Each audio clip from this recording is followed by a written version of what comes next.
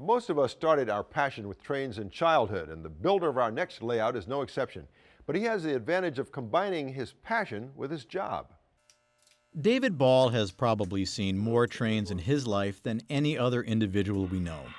While that's a strong statement, let's just say that David has visited more railroads than most enthusiasts ever manage to see. And there's a good reason for his checking out dozens of toy and scale model layouts, along with Class 1, narrow gauge, and tourist railroads around the world.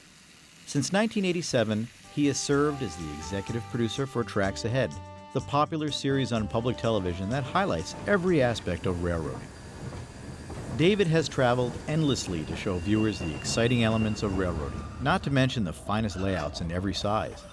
And along the way, he has taken endless notes on what he might like to incorporate into his own layout. But we're getting ahead of ourselves. I grew up in Dubuque, Iowa, right at the end of World War II, and that was really a great time to be a kid, especially if you were interested in trains. Those were pre-television days, and so for recreation, the family would all pile into the car and we'd go for a ride after dinner. That usually ended up at the rail yards. It was really great for me to see all the steam locomotives and every once in a while one of the new diesels. So buying a Christmas present wasn't really very difficult for my parents. I started off with a Hafner wind-up set, which of course I still have, progressed to some Marx Electrics. But those of course were the days of American Flyer and Lionel, and I wanted a real toy train.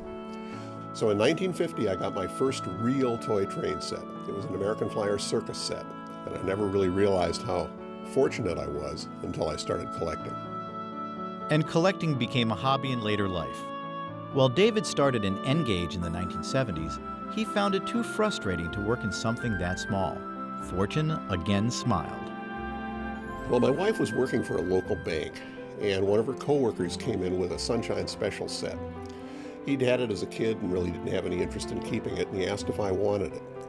I think I paid like $25 for the whole thing.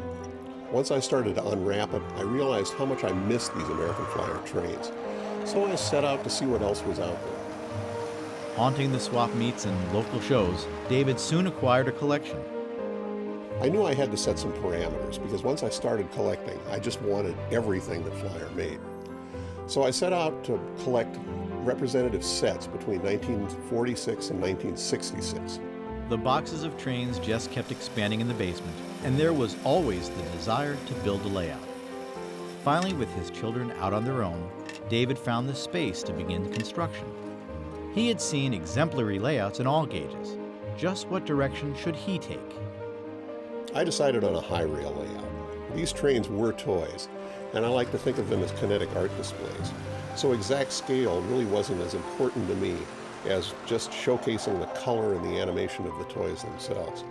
The resulting layout is on 2 levels and built so that a person can walk on it. No portion is more than an arm's length to provide easy access. David wanted to showcase all seasons. So my vision was to have the trains start in the big city and go through autumn to a winter village. Actually, I had an ulterior motive here. I figured if I used Department 56 buildings, I could get my wife interested and thus have a better cash flow for the construction of the layout.